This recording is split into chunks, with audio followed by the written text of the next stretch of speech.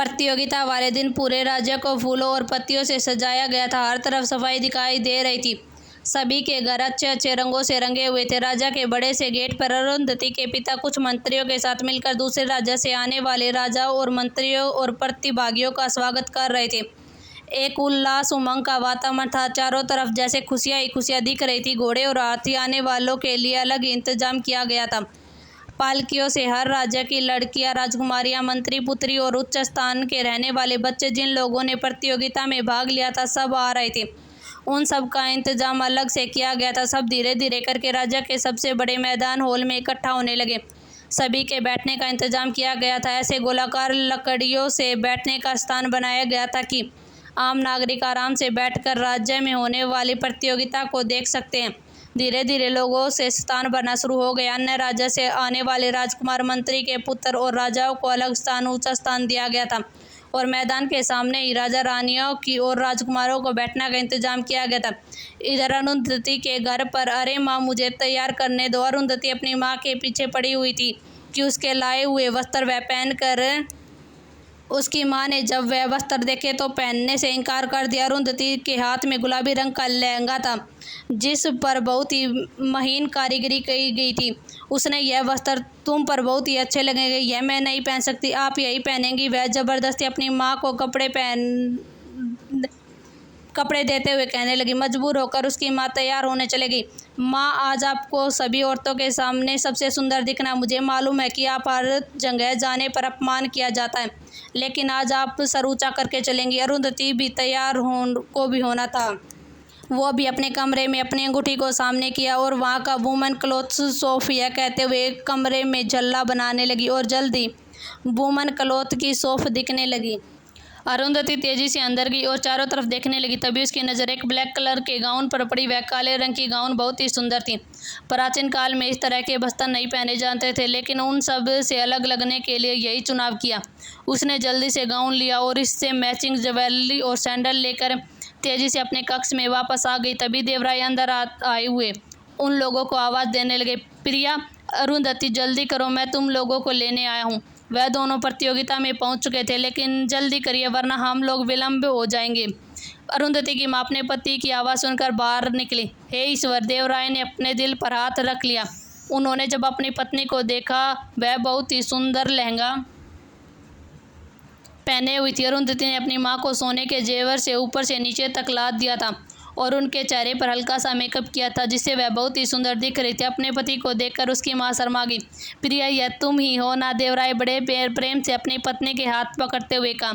क्या कर रहे हैं आप? मुझे लज्जा आ रही है, छोटी अरुंधति देख लेगी। अरुंधति की माँ ने शर्माते हुए अपने हाथ से उनका हाथ छुड़ाया। देवराय की तो नज़रें अपनी पत्नी से हट ही नहीं रही थी। आज बहुत सालों के बाद उन्होंने इस तरह से उन्हें देखा था। पिताजी, आप यहाँ क्या कर रहे? तभी एक कमरे से अरुंधति निकलते हुए कहा। उसके पिता और उसकी माँ का मुंह खुला का खुला रह गया। ये उनकी पुत्री तो हो नहीं सकती। वह बहुत ही सुंदर लग रही थी, इतनी सुंदर कि पूरे आसपास के राज्य में मेरी पुत्री जैसी सुंदर कोई हो ही न। देवराय अपनी पुत्री को देखते हुए कहा। वही उसकी माँ आश्चर्य से गाउन को देख रही थी। उन्होंने पहली बार ऐसा वस्त्र देखा था।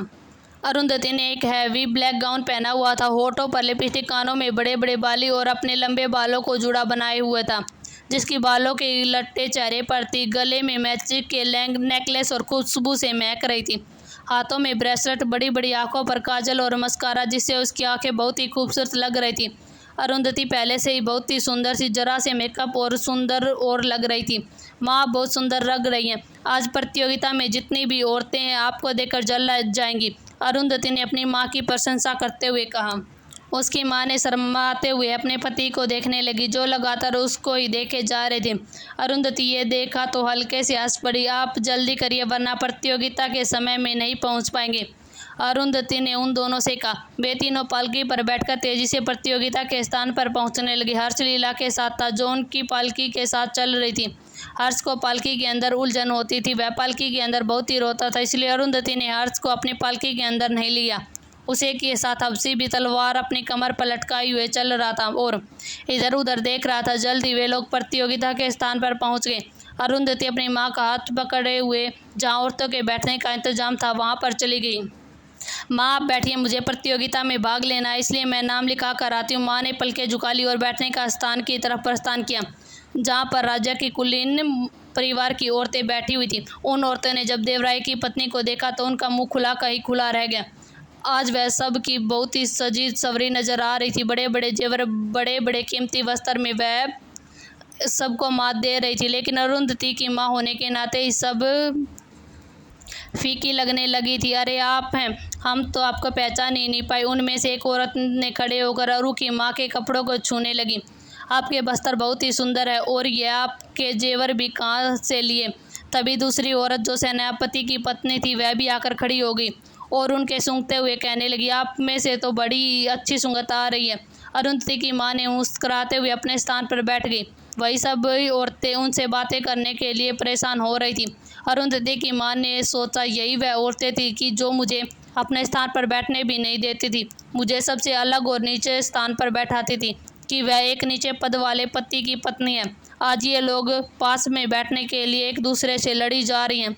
अरुंधति की माँ ये सोच ही रही थी कि वहीं पर कोई और था जो अरुंधति की माँ को देखकर जल रही थी। वही राजा और रानी और भी दूसरे राजकुमार अपने स्थान पर आकर बैठ चुके थे। राजकुमार आदित्य सुलोचना के साथ अपने स्थान पर बैठे हुए थे। वही नयन और राजकुमार राज एक उच्च स्थान पर बैठे हुए। प्रतियोगिता शुरू होने वाली थी। अब प्रतियोगिता शुरू हो चुकी थी। 4 समूह बनाए गए थे। हर समूह में 4 लड़के थे। सबसे पहले दूसरे राज्यों से मुकाबला था, फिर उसके बाद अपने राज्य के लोगों का आपस में मुकाबला था। जो सबसे आखिर में बचता वही विजेता कहलाता। हर समूह के पास एक मंत्री खड़े थे। मुकाबला शुरू हो गया था। शुरुआत में लड़कों के बीच में मुकाबला शुरू किया गया। संजय और रतन अलग अलग राज्यों से आए हुए लड़कों से कविताओं का मुकाबला कर रहे थे। पूरे मैदान में सन्नाटा छाया हुआ था। सब प्रतियोगिताओं में भाग लेने वालों की आवाज़ें गूंज रही थी। धीरे धीरे करते संजय और रतन ने अन्य राज्य के आए प्रतिभागियों को एक एक करके हराने लगे। सबसे आखिर में संजय, रतन और उन्हीं के राज्य के 2 प्रतिभागी बचे जिनका आपस में ही मुकाबला था। देवराय आज हैरानी से अपने बेटे रतन को देख रहे थे। वही क्योंकि सभी की नजर रतन के ही ऊपर थी। आज पहली बार हुआ था कि वह प्रतियोगिता के आखिरी लाइन तक वो पहुंचा था। वह हमेशा पहले ही दौर में हार जाता था। उसके हाथ में कविताओं की पत्रिका थी। उससे प्रतिभाग पढ़ कर सुना रहा था। धीरे धीरे करते हुए सारे प्रतियोगी हारते चले गए। रतन और संजय अब दोनों आमने सामने बैठे थे। वही नयन राजकुमार के पास बैठी पहलू बदल रही थी। जैसे उसने सोचा था ऐसा कुछ भी नहीं हुआ। रतन आखिरी पड़ाव तक नहीं आ चुका था। संजय ने रतन को एक घमंड भरी नज़र से देखा और कहा, पूरे राज्य के सामने अपमानित होने के लिए तैयार हो जाओ। आज तुम्हें हरा कर तुम्हारे सारे परिवार को भी अपमानित करूंगा। रतन ने हंसते हुए कहा, बातें कम करो और मुकाबला शुरू करो। सब सांसें रोके उनके मुकाबले को देख रहे थे। दोनों एक दूसरे से कम नहीं थे। धीरे धीरे ये मुकाबला कर होने लगा। तभी संजय एक जगह पर आकर रुक गया और वह रतन से हार गया। उसके हारते ही पूरे मैदान में तालियों की गड़गड़ाहट गूंज उठी। देवराय और उनकी पत्नी का चेहरा खुशी से चमक उठा। सब लोग उनको बधाई देने लगे। वही संजय के माता पिता गुस्से से खड़े अपने बेटे को घूर रहे थे। उनका चेहरा काला पड़ चुका था। वही रतन खुशी से दौड़ता हुआ अपने माता पिता के गले जाकर लग गया। वही संजय अपना काला चेहरा लिए हुए वह रतन को देख रहा था। तभी मंत्री ने घोषणा की, लड़कों की प्रतियोगिता में रतन राज को विजय घोषित करते हैं। अब बालिकाओं की काव्य प्रतियोगिता शुरू होती है। लड़कों की तरह लड़कियों को भी समूह में बांटा गया। सभी लड़कियां अपना अपना स्थान को ग्रहण कर चुकी थी, सिवाय एक के, यानी कि अरुंधति के। मंत्री ने कहा कि एक प्रतियोगी अभी भी कम है, वह कहाँ है? लेकिन अरुंधति का कुछ भी अता पता नहीं था। सब में बेचैनी फैली हुई थी, क्योंकि उनके बगैर आई हुए प्रतियोगिता शुरू नहीं की जा सकती थी जब तक समूह पूरा न हो। मंत्री जी, प्रतिभागी कहाँ है? वह अब तक आई क्यों नहीं? इस तरह हम लोग प्रतियोगिता को विलंब नहीं कर सकते। अगर वह थोड़ी देर में नहीं आती तो आप प्रतियोगिता शुरू करें। राजा ने अपनी बुलंद आवाज़ में मंत्री से कहा। जी महाराज, मंत्री ने सिर झुकाते हुए कहा। लोग आपस में खुसर पुसर करने लगे। देवराय बेचैनी से उधर उधर नजर घुमाकर अरुंधति को ढूंढ रहे थे। काफ़ी देर बाद अरुंधति प्रतियोगिता के मैदान में दाखिल नहीं हुई। अगर प्रतियोगिता में प्रतिभागी अगर कुछ देर में नहीं आता तो उसको इस समूह से निकाला जाता है, इस प्रतियोगिता से निकाला जाता। मंत्री ने एक तेज आवाज़ मैदान में गूंज उठी।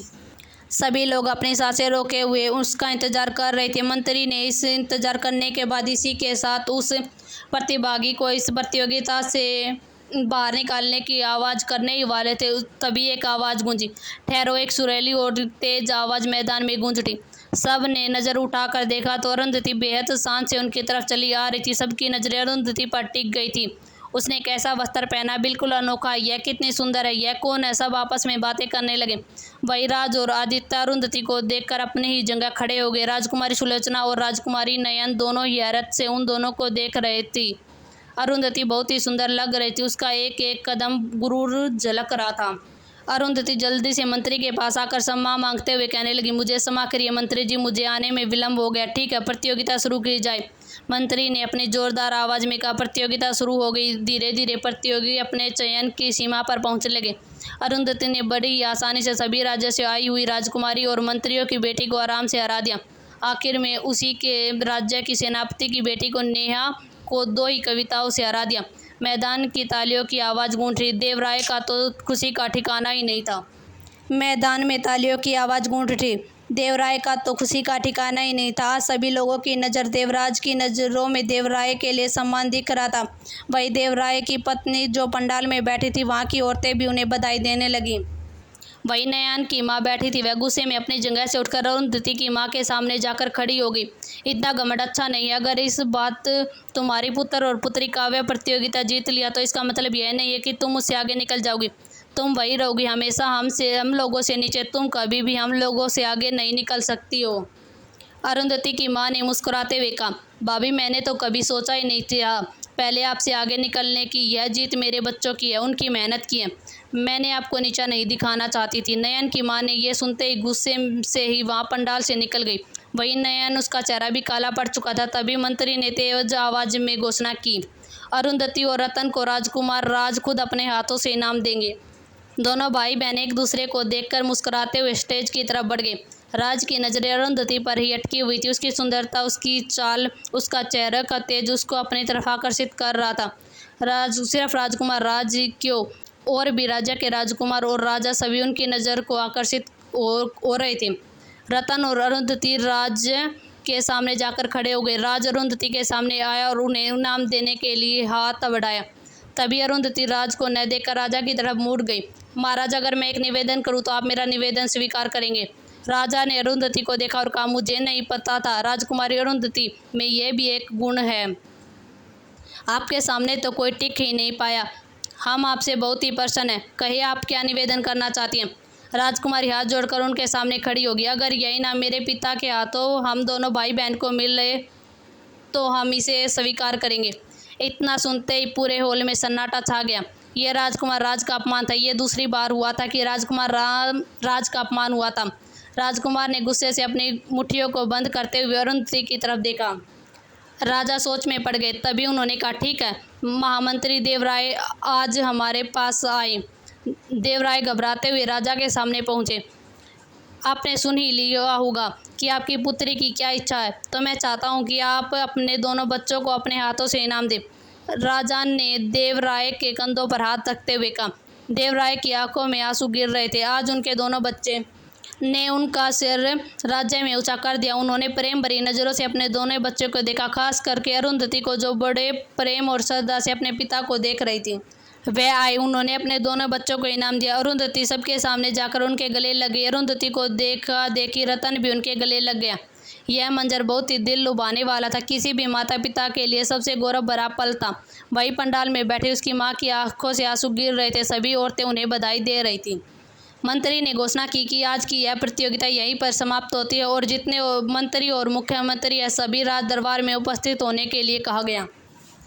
अरुंधति खुशी से उछलती हुई अपनी माँ के पास पहुंची और माँ को कस के गले लगा लिया। वहाँ की जितनी भी औरतें थी अरुंधति की सुंदरता को ही निहार रही थी। तुम्हारा वस्त्र किस तरह का? यह बहुत ही सुंदर है, सेनापति की पत्नी ने उसके वस्त्र छूते हुए कहा। अरुंधति उसकी बात सुनकर मुस्कुराने लगी और अपनी माँ की तरफ देखने लगी। वहीं पर दूसरी तरफ दरबार के सारे मुख्यमंत्री इकट्ठा हो गए। राजा ने अपना स्थान ग्रहण किया। माँ, मैं लीला को देख कर आती हूँ, अरुंधति ने अपनी माँ से कहा। उसकी माँ ने हाँ में सिर हिलाया और वहाँ की औरतों से बात करने लगी। अरुंधति लीला को ढूंढते हुए इधर उधर देख रही थी। उसने बहुत ही देर से हर्ष को नहीं देखा था। वह उसको देखने के लिए बेचैन हो रही थी। लीला को ढूंढते हुए वह थोड़ी सी सन्नाटे की तरफ चली गई। तभी किसी ने उसके पीछे से पकड़कर उसे दीवार से लगा दिया। उसने देखा कि यह राजकुमार है तो उसने कुछ भी न सोचते हुए एक लात राजकुमार के पेट पर दे मारी। राजकुमार 2 कदम पीछे हो गया।